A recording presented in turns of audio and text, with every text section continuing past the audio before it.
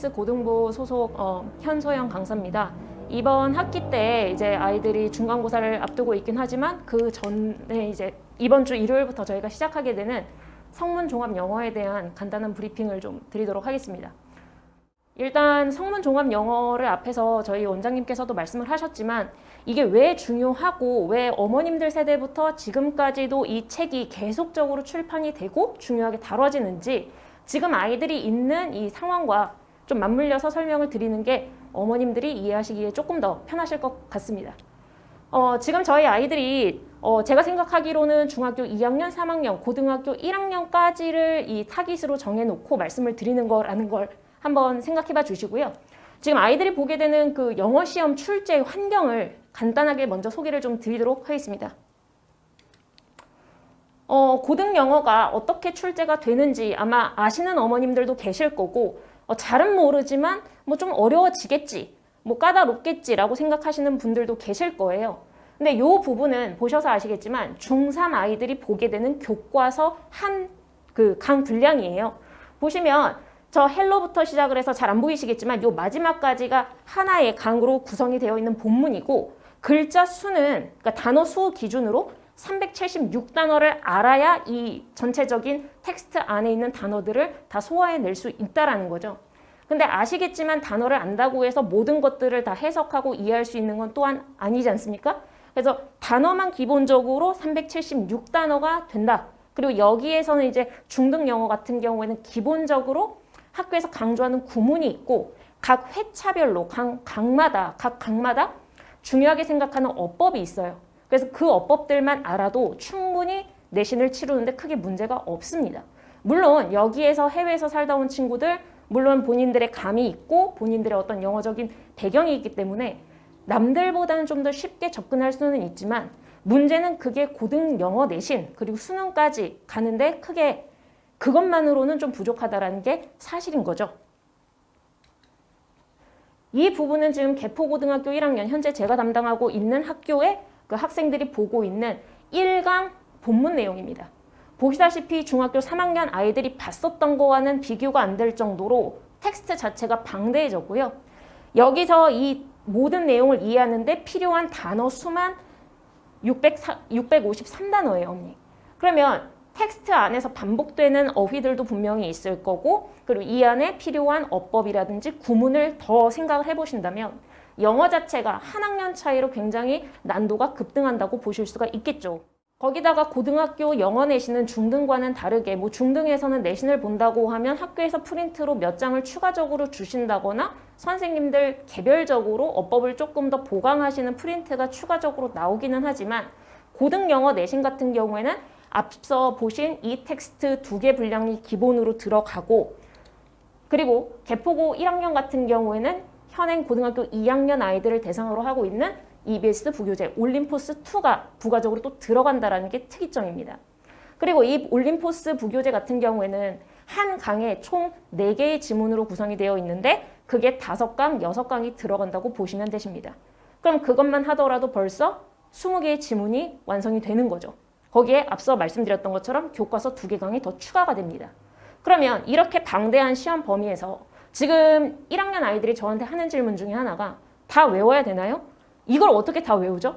이거를 다 외우는 건 필요한 어휘, 내가 몰랐던 어휘나 구문을 복습하는 걸로는 암기가 어느 정도 필요합니다만 이 텍스트를 어떻게 다 외우고 시험을 볼 수 있을까요? 물론 외울 수 있다, 외우셔도 됩니다. 하지만 문제는 학교 선생님들이 거기에서 외운 거 그대로를 출제하지 않는다는 데 있죠.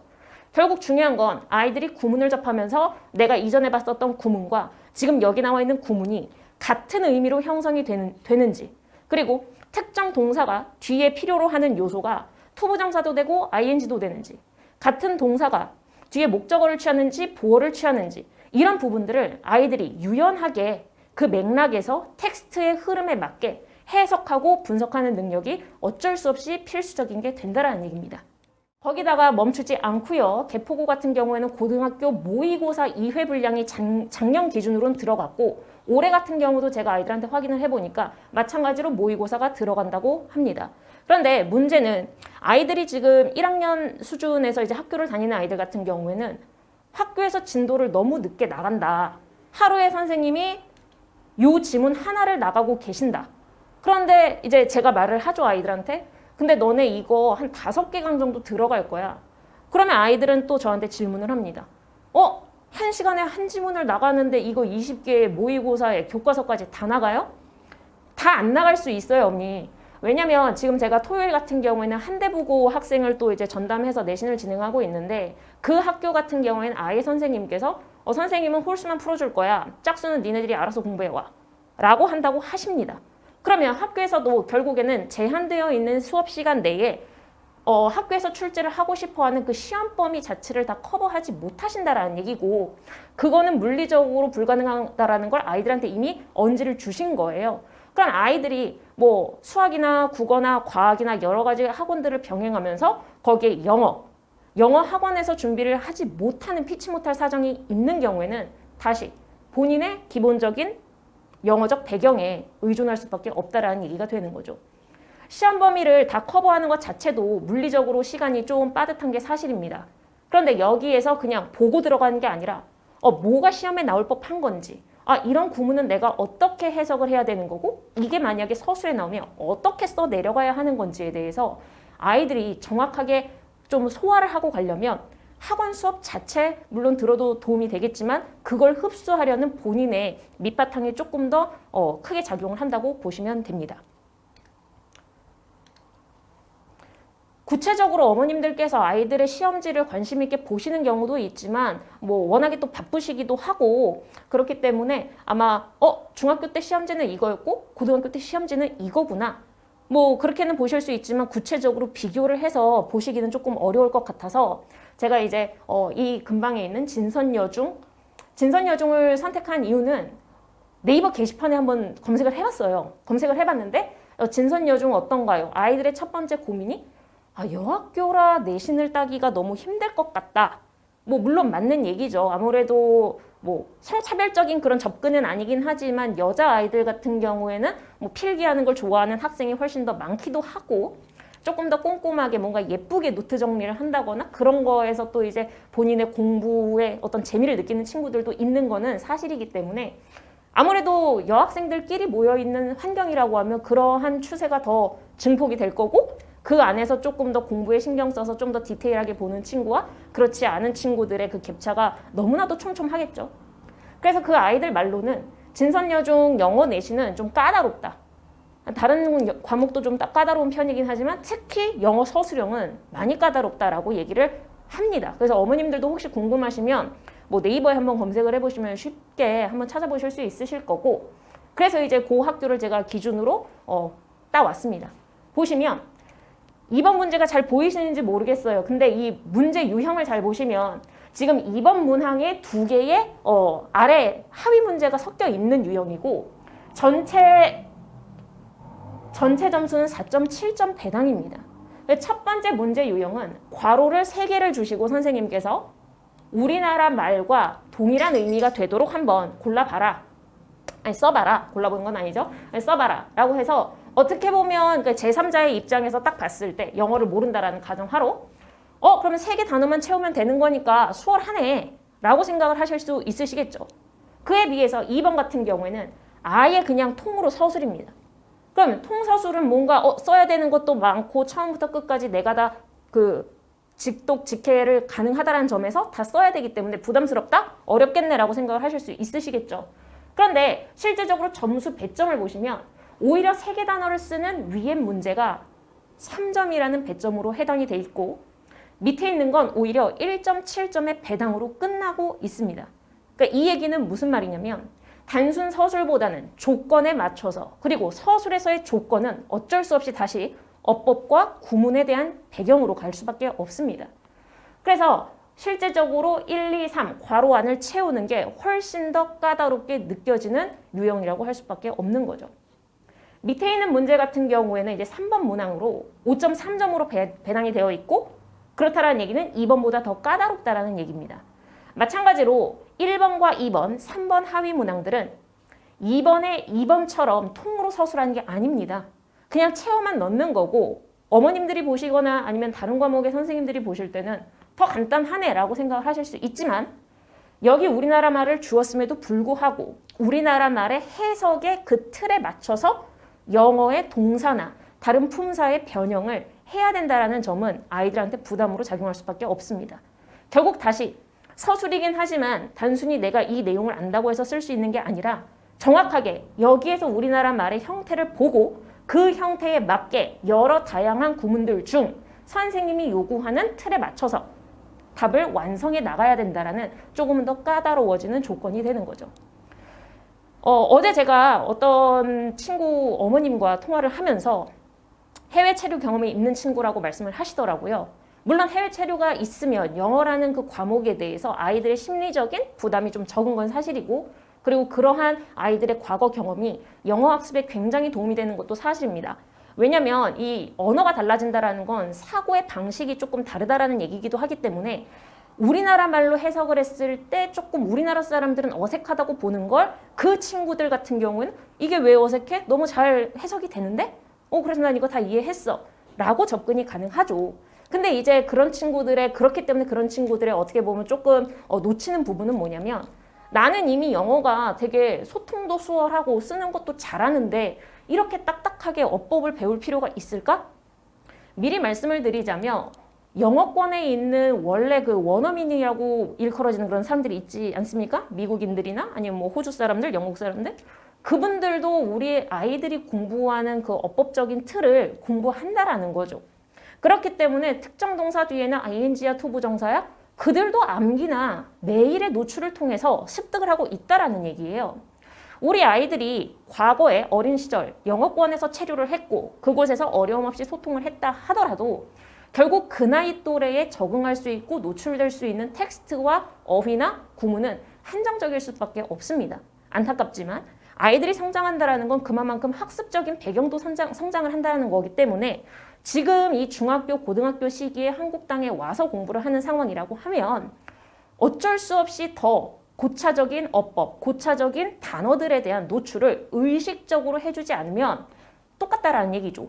지금부터 한국에서 공부하는 아이들이나 외국에서 체류를 하다 들어오긴 했지만 그게 이제 초등 정도의 단위로 끝난 아이들이나 똑같이 결국에는 다시 출발선에서 시작을 한다라는 겁니다. 물론 그 친구들 같은 경우에 듣기가 수월하거나 독해의 속도가 빠르다거나 유려한 해석이 될 수는 있지만 실제 한국의 그 교육 배경에서 치러지는 시험을 준비하는 거는 누구나가 다 동일하게 조금 정돈되고 그리고 어느 정도 시험 틀에 맞춘 준비가 필요하다라는 것이죠. 자, 이제는 중학교 3학년 수준에서 고등학교 1학년으로 넘어가 보도록 하겠습니다. 여러분, 이 앞쪽에서 봤었던 문제와 지금 보여드리는 이 부분, 이 문제를 보셨을 때 이게 진짜 한 학년 차이라고 믿어지십니까? 딱 봐도 길이 그리고 난도의 차이가 확 느껴지지 않으신가요? 3학년 졸업하고 3학년 때 나는 곧잘 내신을 잘했어 하는 친구들도 고등학교에 딱 올라오게 되면 아이들의 어떤 그 실력적인 게 도태돼서가 아니라 그것보다 훨씬 더 큰 폭으로 도약을 요구하는 일반 고등학교 영어 문제입니다. 물론 개포고 같은 경우에는 개포외고라는 아이들의 별칭이 따라붙을 정도로 좀 까다롭기로 소문이 나 있긴 합니다. 하지만 그럼에도 불구하고 1등급 컷이 그렇다고 해서 80점대, 70점대가 아니라는 부분을 생각을 해보면 충분히 훈련해서 고등학교 들어가서 등급을 조절할 수 있다는 거죠. 보시게 되면 괄호수도 굉장히 차이가 나고 있고 심지어 본문에서 사용되지 않았던 단어를 선생님이 요구하시기 때문에 앞쪽에 철자 2개를 힌트로 주는 이런 식의 유형으로 바뀝니다. 그렇기 때문에 아이들은 이 텍스트를 공부를 하면서 어휘는 물론 구문까지도 생각을 해서 새로운 어휘와 새로운 구문을 가지고 내가 봤었던 텍스트를 표현할 줄 알아야 된다는 거죠. 결국에는 종합적인 영어 학습이 수반이 돼야 된다는 거죠. 그러면 뭐 내신은 그렇다 치고 수능에서도 그럴까? 물론 그렇습니다. 뭐 수능은 객관식으로만 출제가 되니까 뭐 저렇게까지 뭐 힘들게 구문을 공부할 필요가 있을까? 뭐 내신이 안 나오면 그냥 수능을 조금 더 신경 써서 하면 되지 않을까라고 생각을 하시겠지만 고등 영어 그 끝은 이제 수능이라고 단기적으로는 저희가 그렇게 보고 있죠. 수능 특강이라는 그 EBS 교재고요. 고등학교 3학년 아이들이라면 반드시 보게 되는 그런 교재입니다. 제가 이렇게 노란색으로 쳐드린 부분이 보이실 텐데 이런 부분들은 아이들이 알고 있고 해석이 되지만 이 자리에 이게 왜 들어갔냐? 그거를 모르게 되면 이거 해석은 무슨 말인지 알겠는데 얘는 뭐지라는 걸로 찜찜하게 영어 이 해석 자체가 좀 어그러지게 끝납니다. 그래서 위에 같은 경우에 이제 삽입이라는 걸로 우리가 사고동사를 껴서 주어와 같이 묶는 경우에는 그냥 삽입으로 너네들이 읽으면서 무시해도 돼. 그냥 뺀다고 생각해. 라는 거를 아이들이 알고 접근을 하는 것과 그래서 그냥 가볍게 그냥 치고 이거는 삽입이야 하고 보는 것과 무슨 말인지는 알겠는데 we know는 모르겠어. 근데 이거 없어도 나는 해석이 다 되니까 뭐 괜찮은 거겠지. 이거는 굉장히 큰 차이입니다. 왜냐면 아이들이 대학이라는 곳을 가고 사회생활을 하는 데 있어서는 또 영작이라는 문제가 남지 않습니까? 그 영어권 사람들 같은 경우에는 영작의 수준을 가지고 그 사람의 교육의 수준을 본다고 할 정도로 이 작문의 실력이 굉장히 좀 중요하게 들어갑니다.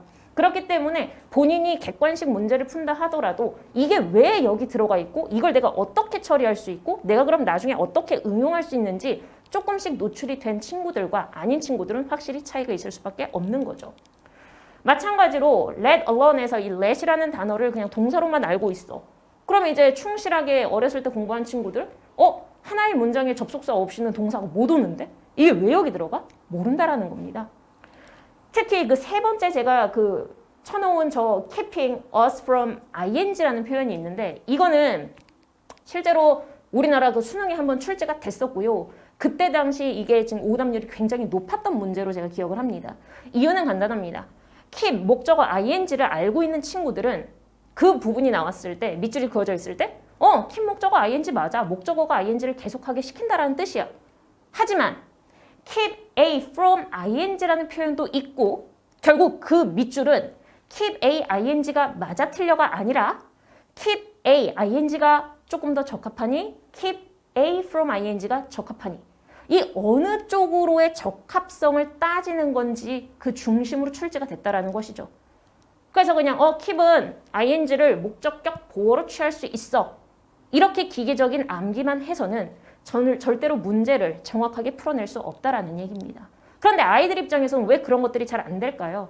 그거를 수업을 하면서 여기선 keep A ing가 나왔어. 이거는 뭐 A가 ing를 계속하도록 유지시킨다라는 뜻이야. 그렇구나 하고 넘어가는 거예요. 그리고 나서 나중에 이런 구문이 나오면 여기 from이 붙으면 못하게 한다라는 얘기야 하고 그냥 넘어가죠.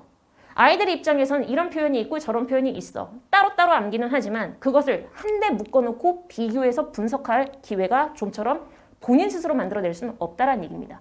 그것도 수업하면서도 이 부분만 계속 관련 있는 부분만 설명을 하다가 끝날 수는 또 없는 게 그 한정되어 있는 그 수업에서의 또 한계이기도 하죠. 그렇기 때문에 저희가 이번에 그 성문 종합 영어에서는 이런 부분들을 한데 모아서 비교를 해보자라는 겁니다. 그래서 네가 알고 있는 게 틀린 게 아니야. 다만 네가 알고 있는 게 이 맥락에서는 부적합한 이유가 이 부분이 이렇게 수정이 돼야 자연스러운 맥락으로 이어지기 때문이야. 라는 거 위주로 한눈에 볼 수 있는 교재로는 성문 종합 영어가 적합하다라는 말씀을 드리고 싶은 겁니다. 성문 종합 영어를 공부해보신 학부모님들이 계실 거예요. 그래서 그 책의 레이아웃 정도는 잘 알고 계실 겁니다. 보시면 동사의 종류라는 첫 번째 챕터를 제가 지금 캡처해서 올려드렸는데 기본적으로 동사, 그 동사라는 얘기는 영어에서 이제 문장과 결부가 되어 있는 부분입니다. 그래서 아이들이 동사, 문장이라고 하면 따로 보는 게 아니라 문장이라 함은 동사를 기준으로 서술이 되어 있는 여러 가지 어휘들을 조합해 놓은 묶음이야. 그럼 거기에서 동사에 따라 같은 동사도 뒤에 어떤 유형들을 어떤 성분들을 갖고 있는지에 따라 내가 해석을 이렇게 할 수도 있고 저렇게 할 수도 있어. 그럼 그런 경우의 수들이 뭐가 있을까? 아이들이 이거를 어떻게 한 번에 다 정리를 할 수 있겠습니까? 바로 성문에서는 그게 좀 가능하다라는 얘기죠. 물론 제가 성문 종합 영어가 정말 완벽한 책이라고 말씀드리는 건 절대 아닙니다. 아까 원장님께서도 말씀을 하셨다시피 성문 종합 영어의 장점과 단점은 좀 극명한 편이에요. 장점 같은 경우에는 지금 말씀드린 것처럼 아이들이 혼자서 공부는 하는데 내가 이전에 배웠던 것과 지금 습득해야 되는 것들의 공통점은 뭐고 차이점은 뭐지? 혹시 내가 이 동사를 공부하면서 이 개념을 공부하면서 또 지금 이 책에 안 나와 있는 또 다른 경우의 수가 있을까? 그런 부분들을 한쪽에 이렇게 정리를 해주고 있는 게 이 성문 종합 영어의 가장 큰 장점이라고 저는 생각을 하고요. 단점 같은 경우에는 이제 어머님들 중에 약간의 회의감을 갖고 계시는 분들이 분명히 계실 겁니다. 성문? 저 언제적 책이야? 저거 내가 학교 다닐 때도 그 전 선배들도 봤던 책인데 하시는 분들이 분명히 계실 거예요. 그 이유는요. 이 문형들을 보게 되면 지금 나와 있는 굉장히 좋은 교재들과 뭐 비교 아닌 비교를 해본다고 하면 수능형으로는 좀 부적합하고 부족한 건 사실입니다. 그렇기 때문에 아까 원장님께서 말씀하셨던 것처럼 이 책 플러스 알파로 저희가 이제 문법 프린트나 문제 그런 부분들이 같이 병행이 될 수밖에 없다라는 겁니다. 그럼에도 불구하고 이 성문종합 영어 같은 경우에는 고등학교 3학년 아이들까지 커버할 수 있는 그런 여러 가지 개념을 한 번에 묶어놓기도 하고요. 그리고 지금 탭스를 공부를 하거나 아니면 조금 더 고차적인 어학시험을 준비하고 있는 친구들이 너무 산발적으로 나는 개념이 퍼져 있어. 근데 이걸 한번 좀 묶어서 깔끔하게 좀 꾸러미에 담고 싶어. 그렇다고 하면 추천을 드릴 수밖에 없는 책이라는 얘기입니다. 그래서 뭐 성문종합 영어에 대해서 저희가 뭐 이게 받고 있거나 그런 건 절대 아니고 절대 관련이 없지만 가르치는 입장에서는 좀 답답한 게 좀 있죠. 왜냐면 여기에서는 지금 A라는 개념이 나왔으니까 A라는 개념을 가르치고 있는데 이게 문제가 바뀌어서 이 유형이 아니라 저 유형으로도 나오는데 그거를 설명을 하기엔 이미 진도가 뒤에 더 남아있는 상황이라서 깊이 있게 설명을 못하는 그 안타까움이 있는 경우도 있어요. 분명히. 근데 이제 이 성문종합 영어 같은 경우에는 가르치는 입장에서도 그러한 약간의 그 갈증을 풀어주기에는 적합한 교재라는 말씀을 드리고 싶습니다. 그래서 보시면 기본적인 동사를 제대로 이해했는지 그리고 실제적으로 여기에 있는 동사에 대한 체크업은 제가 지금까지 봤었던 어떤 그 수능 뭐 물론 그 문제집들도 굉장히 훌륭한 문제집이지만 약간 여기 이것도 좀 참고하면 좋은데 라는 그런 아쉬움은 좀 덜한 책이라는 말씀을 드리고 싶고요. 그리고 그렇게 고르는 부분을 잘 했다면 이제 실제적으로 밑줄을 주지 않고 이 문장 자체를 해석을 해보고 해석 플러스 형태까지 괜찮은지 한번 네가 판단을 해봐. 그럼 아이들별로 이제 판단하는 기준이 조금씩 다르다. 그럼 이런 문제는 어떻게 접근하는 게 맞고 지금 네가 하고 있는 접근은 어떤 부분에서 조금 더 수정이 돼야 하는지에 대한 그런 피드백이 또 바로바로 가능해진다라는 장점이 있습니다. 그래서 그냥 객관식으로 풀어오라고 하면 아이들이 어머님들도 아이들 책을 보시면 아실 거예요. 뭐 모두가 그런 건 아니지만 어법 문제인데 그냥 이렇게 체크만 되어 있는 경우들이 있어요. 그러면 이거를 숙제를 했다고 보기에는 조금 애매해지는 경우가 있고 아이들 입장에서도 해야 되니까 일단 고르고 운 좋게 맞으면 맞는 거고 찍었는데 틀리면 뭐 틀렸네 이렇게 끝나버리는 경우들이 있는데 이 책은 또 그렇게 기본 개념을 그렇게 그냥 뭐 운 좋으면 맞고 틀리고 그렇게 흘릴 수가 없다라는 것도 저는 장점이라고 생각을 합니다. 그리고 실제적으로 이제 여러 가지 전치사, 동사와 맞물리는 전치사들을 넣어보는 연습을 함으로써 연어라고 얘기를 하죠. 그래서 왜 이거야 라는 것보다는 이렇게 이 동사에는 이 전치사를 같이 썼을 때 어떤 의미가 되고 그 전치사가 바뀌면 어떤 의미가 되는 거다. 그런 부분들을 아이들이 직접 체득을 하면서 이 동사라는 것도 그 뒤에 성분에 따라서 여러 가지 변신이 가능하구나. 그럼 내가 어떤 문제를 풀 때 그런 부분들을 감안을 하고 문제를 풀어야겠구나 라는 게 어느 정도 체득이 된다라고 보시면 됩니다.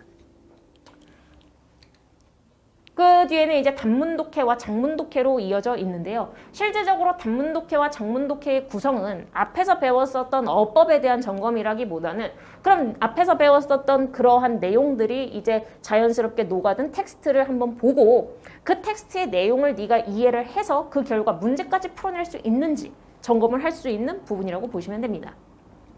그래서 작년 기준으로 이 수업을 담당하셨던 저희 팀장님한테 여쭤봤더니 뭐 좀 이렇게 수준이 좀 그래도 상위반 아이들 같은 경우 좀 쉽게 접근을 할 수는 있다고 하시더라고요. 근데 단어들을 보게 되면 그래도 요런 단어들은 조금 아이들한테 어려울 수 있으니까 요런 단어들은 좀 숙지를 시킬 만하다 하는 것들이 좀 있어서 요 부분도 수업의 일부로 저희가 차용을 하고요.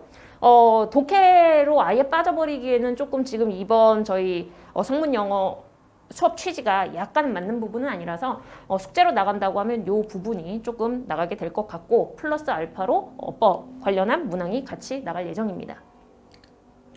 그래서 이건 이제 장문 독해로 넘어가는 거고요. 수능이라는 부분을 두고 기준으로 말씀을 드리면 수능 독해 같은 경우에도 어머님들이 보실 때는 이제 1학년, 2학년, 3학년에 영어 학년제가 과연 있나? 무학년제 아닌가?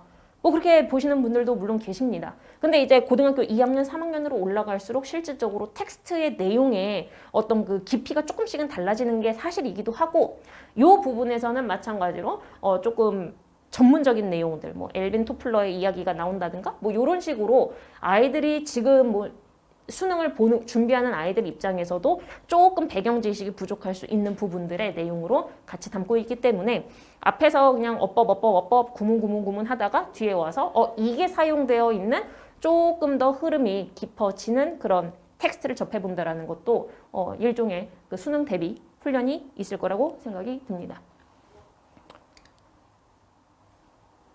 그러면 이런 상문 종합 영어 클래스는 정확하게 어떻게 구성이 될 것인지에 대해서 조금 더 정리해서 말씀을 드리도록 할게요.